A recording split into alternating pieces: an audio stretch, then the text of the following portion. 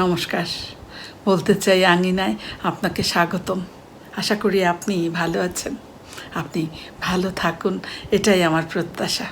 চলুন আজকের প্রসঙ্গে যাওয়া যাক।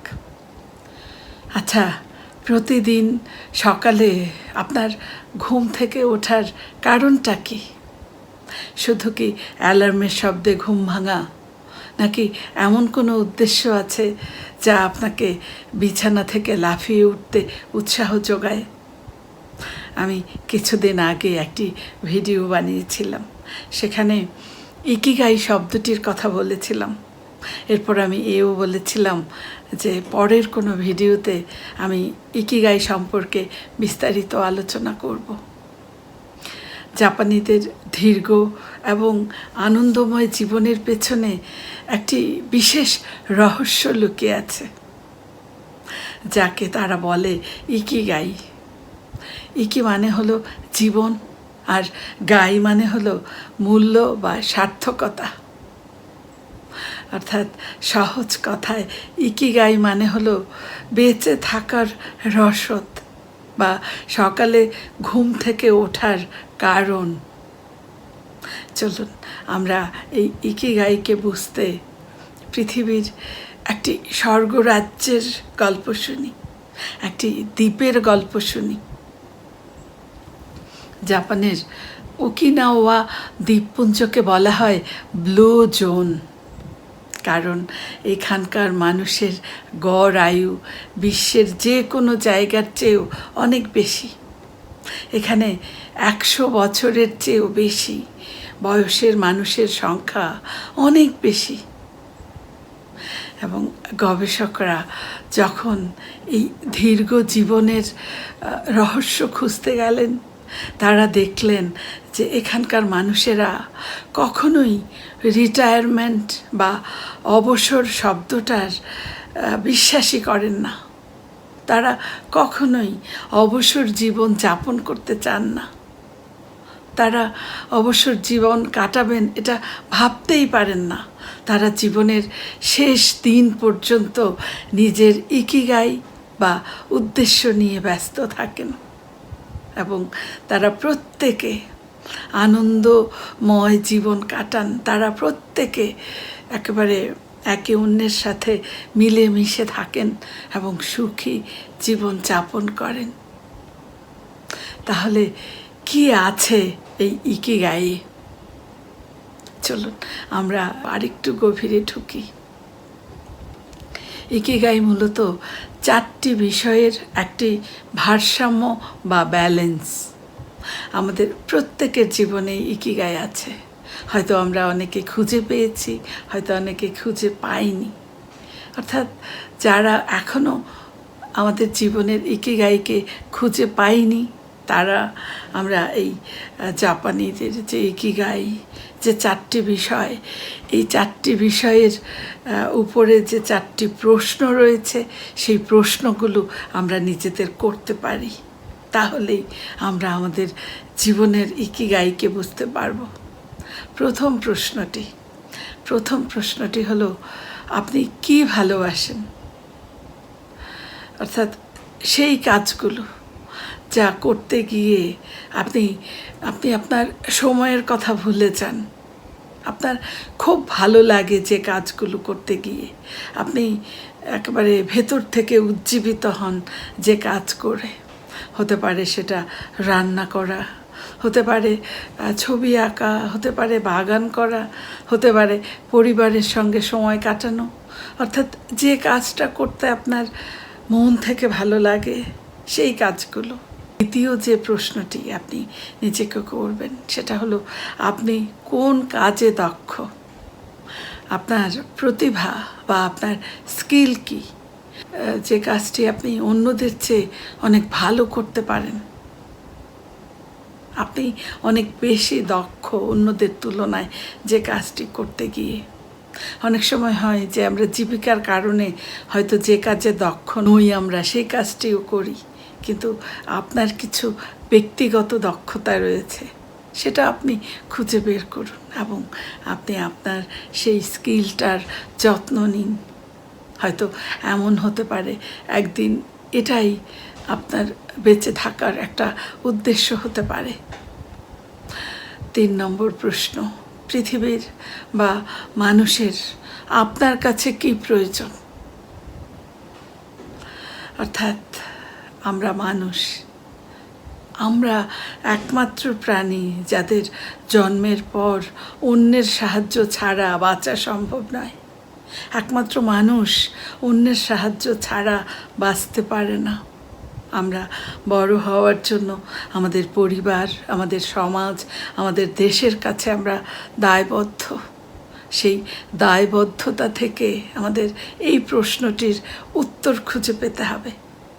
অর্থাৎ আমাদের এমন কোনো কাজ যা অন্যের উপকারে আসে, অন্য কোনো মানুষের উপকারে আসে, বা আমাদের এমন কোনো কাজ যা সমাজের কোনো সমস্যার সমাধান করতে পারে।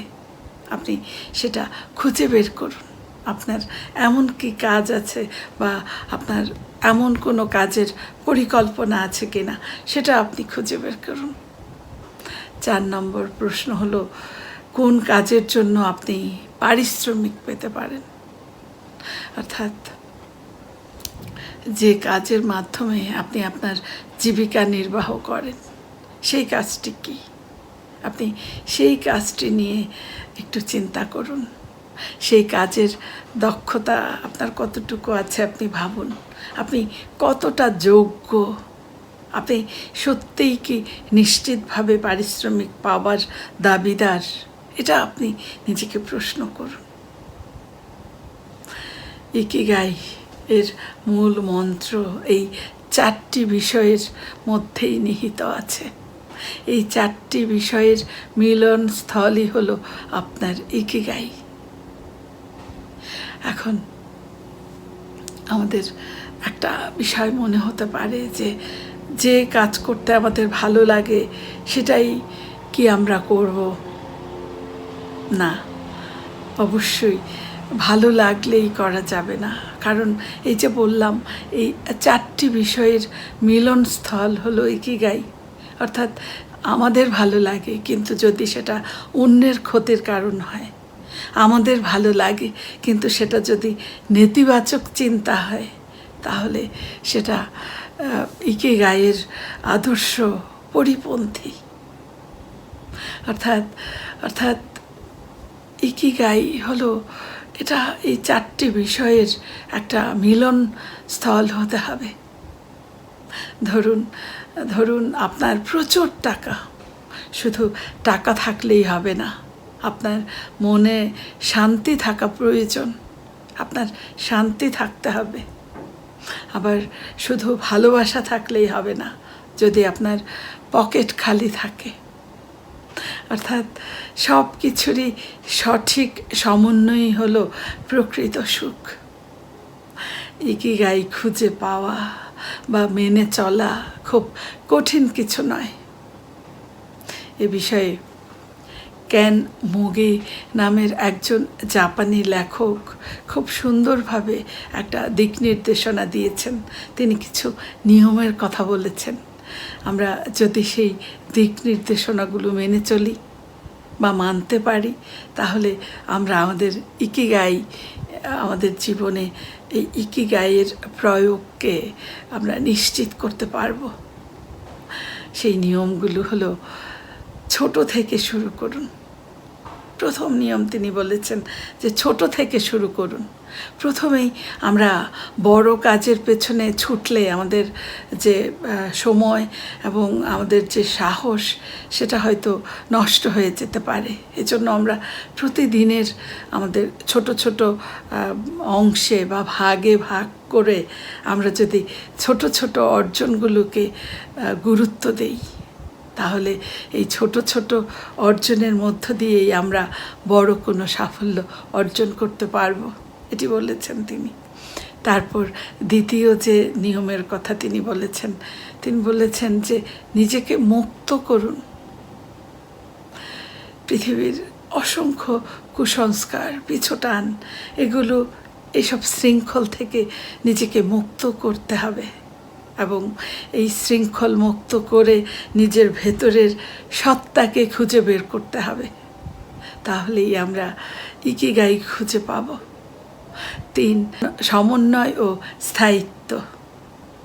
অর্থাৎ আমরা আমাদের চারপাশের যে মানুষ এবং আমাদের যে প্রকৃতি আছে, এই মানুষ এবং প্রকৃতির প্রতি আমাদের যে ভালোবাসা প্রদর্শন, সম্মান প্রদর্শন, এটা বলেছেন। আশেপাশের মানুষকে এবং প্রকৃতিকে আপনি ভালোবাসুন। তারপর 4, আপনি ছোট ছোট আনন্দকে খুঁজে বের করুন। অর্থাৎ প্রতিদিন আমাদের এমন অনেক ছোট ছোট আনন্দের মুহূর্ত আসে, যেটা হয়তো আমরা ব্যস্ততার কারণে খেয়ালই করি না। হতে পারে 1 কাপ চা, হতে পারে বারান্দায় বসে বাগান দেখা, অথবা হতে পারে বাগান করতে গিয়ে ফুলের কুঁড়ি দেখা। এই যে একটু একটু করে ফুলের কুঁড়িটা বেড়ে উঠছে, সেটা দেখে আনন্দ খোঁজা। এরকম ছোট ছোট আনন্দকে আমরা যদি খুঁজে বের করতে শিখে যাই, তাহলে আমরা ইকিগাইয়ের কাছাকাছি পৌঁছাতে পারবো। আমরা আমাদের জীবনে এর চর্চা করতে পারবো। তারপর 5 নম্বর যে নিয়ম বলেছেন, যে নির্দেশনা দিয়েছেন তিনি, সেটা হলো বর্তমান মুহূর্তে বাঁচুন। আমরা অতীতের আফসোস বা ভবিষ্যতের দুশ্চিন্তা করতে করতে বর্তমান মুহূর্তে বাঁচতে ভুলে যাই। এরপর যেটা হয়, আবারও আমরা ভবিষ্যতে গিয়ে এই যে বর্তমান মুহূর্তটাকে কাজে লাগাচ্ছি না, সেজন্য হয়তো আবারও আমাদের আফসোস করতে হবে। এজন্যই আমাদের এই বর্তমান মুহূর্তকে গুরুত্ব দিতে হবে। বর্তমান মুহূর্তের যে কাজগুলো আছে, সেগুলো আমাদেরকে মন দিয়ে করতে হবে। আমাদের বর্তমান মুহূর্তে বাঁচতে শিখতে হবে। ইকিগাই, এক একজন মানুষের কাছে ইকিগাই এক এক রকম। কারো কাছে হয়তো পরিবারের মুখে হাসি ফোটানো, এটা হতে পারে ইকিগাই। হয়তো কারো কাছে হতে পারে বাগান করা, কারো কাছে হতে পারে নিজের শখের কাজ করা। অর্থাৎ এক একজনের কাছে এক এক রকম হতে পারে জীবনের উদ্দেশ্য। আমি আমার জীবন দিয়ে বলতে পারি, আমি যখন ছোট ছিলাম তখন ছিল একরকম ইকিগাই। জীবনের প্রত্যেকটা পড়তে পড়তে অসংখ্য ইকিগাই মানুষের জীবনে আসতে পারে। বর্তমানে আমার একটি ইকিগাইয়ের কথা আমি বলতে পারি। আমি যখন চাকরি ছেড়ে দিয়েছি, বাসায় আছি, তখন আমার মনে হলো যে আমার তো অনেক বেশি টাকা নেই, তাহলে আমি কি করতে পারি? ব্যবসা করা আমার জন্য একটু কঠিন, তাহলে আমি কি করতে পারি? কি এমন আছে যেটা আমি কাজে লাগাতে পারি? তারপর আমি ভেবে দেখলাম যে আমার জীবনের যে বিচিত্র সব অভিজ্ঞতা আমার জীবনে আছে, সেই অভিজ্ঞতাগুলো নিয়ে আমি যেহেতু কথা বলতে পারি, তাহলে আমি কথার শক্তি নিয়ে মানুষের পাশে দাঁড়াতে পারি। এই চিন্তা থেকে শুরু হলো বলতে চাই এর যাত্রা। এখন ঘুমোতে যাওয়ার আগেও আমি আমার টপিক নিয়ে ভাবি। ঘুম থেকে উঠে স্রষ্টাকে ধন্যবাদ দিয়ে আমি আমার প্রতিদিনের কাজ শুরু করে দিই, এবং কাজ করতে করতে কাজের ফাঁকে ফাঁকে আমি আমার টপিক নিয়ে ভাবি, টপিক গোছাতে থাকি। এই চমৎকার ইকিগাই আমাকে সুস্থ রাখে। আমি আমার ক্যান্সার ট্রিটমেন্ট, সেই কেমোথেরাপি, রেডিওথেরাপি শেষ করার পর আর একদিনও চেক আপের জন্য ডাক্তারের কাছে আমার যেতে হয়নি। আমি এখন বুঝতে পারি যে আমি ভালো আছি, সুস্থ আছি। আমি নিজেকে ভালো রাখতে শিখে গেছি। আমি আমার ইকিগাই খুঁজে পেয়ে গেছি। আপনিও আপনার জীবনের ইকিগাইকে খুঁজে নিন। যদি এখনও কেউ আপনারা আপনার জীবনের ইকিগাই খুঁজে পেয়ে না থাকেন, তাহলে এই যে আজকে আলোচনা করলাম এই 4টি প্রশ্ন আপনি নিজেকে করুন। আপনি কি ভালোবাসেন? আপনি কোন কাজে দক্ষ? পৃথিবীর বা মানুষের আপনার কাছে কি প্রয়োজন?